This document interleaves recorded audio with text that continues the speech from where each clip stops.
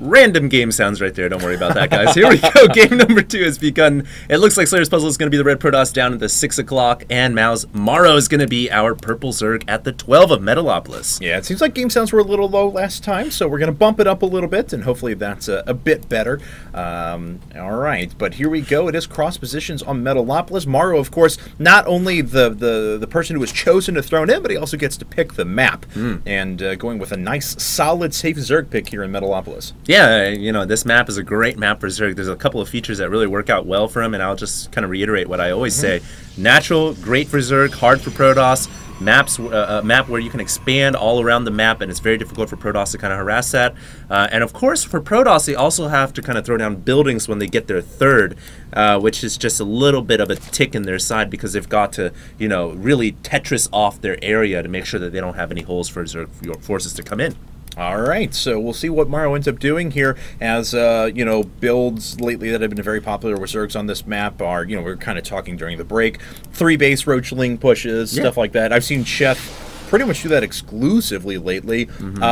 Even some late game Mutalisk transitions are pretty nice on this map, as if you can take control of the nice open pathways through the air, you gain yourself a lot of dominance on the map. I do like Mutas on this map. It's a pretty effective map to get Mutas on, and there's a lot of things that Zerg can do. So Morrow certainly has the map working in his favor. Now, whether or not he's got momentum on his side, or he's got the betting men in Vegas on his side, I'm not entirely sure. But it does look like Puzzle's brave enough here to go ahead and go with the Forge Fast Expand on Metalopolis. Yeah, and a lot of players lately... Oh, okay. Well, let's shift back a little bit. Now, for those of you who are wondering and have been saying, oh, some of these games were so old. No, these games were actually played like 3 hours before this was cast. Yeah, we were actually waiting.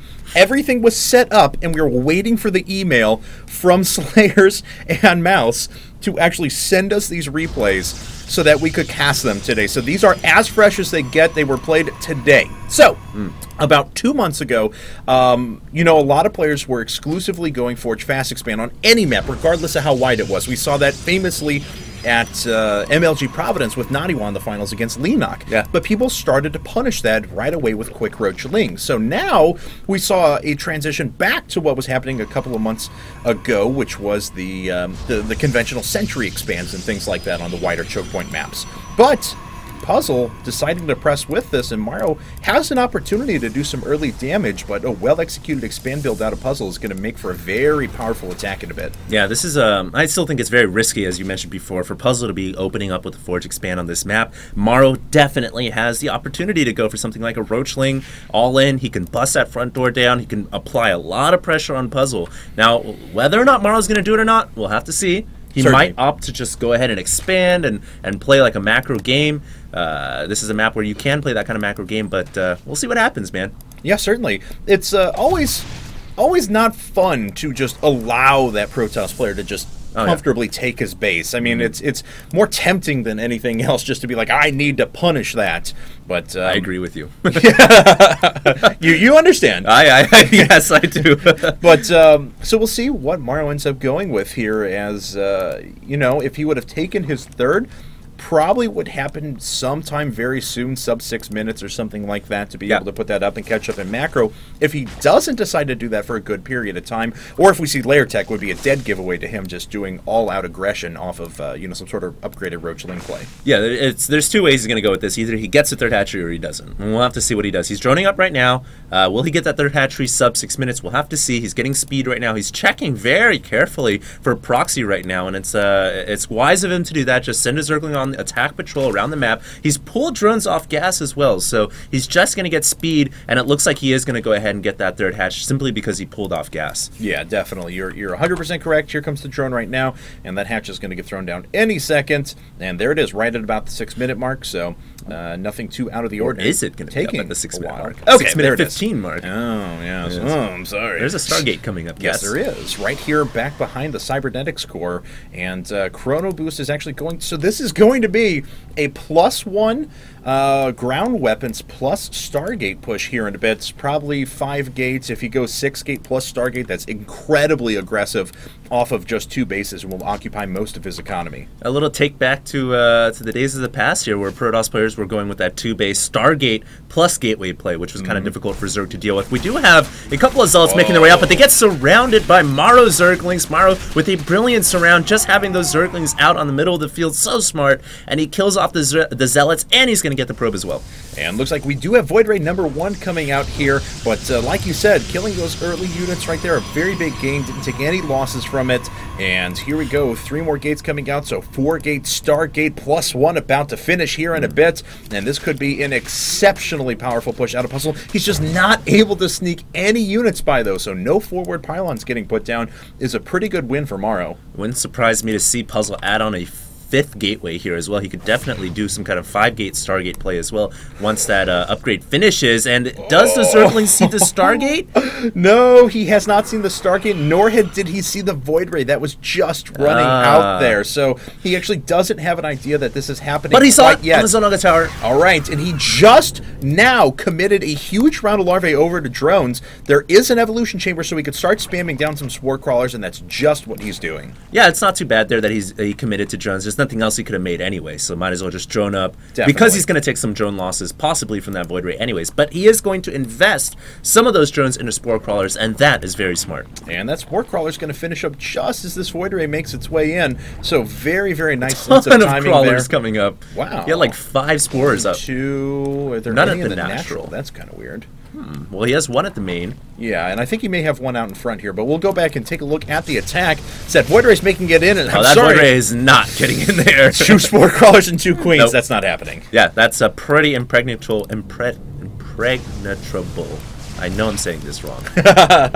Air defense right there. Let's just say that. Gotcha. And here comes Puzzle. He's got some Zealots coming in. He's going to start to attack the Spore Crawlers. That's huge. There's a bunch of Zealots here. And don't forget, guys, they have +1 weapons, so those Spore Crawlers are starting to go down. A couple more Spores going back in the back here. And Morrow's got to keep those Queens alive, but they're getting focused down by the Void Rays. And now there's only 1 Queen left. And even though Morrow had a great air defense, it looks like the Zealots are going to bust it down. Yeah, definitely. And these Spore Crawlers are actually falling just as fast as they come up.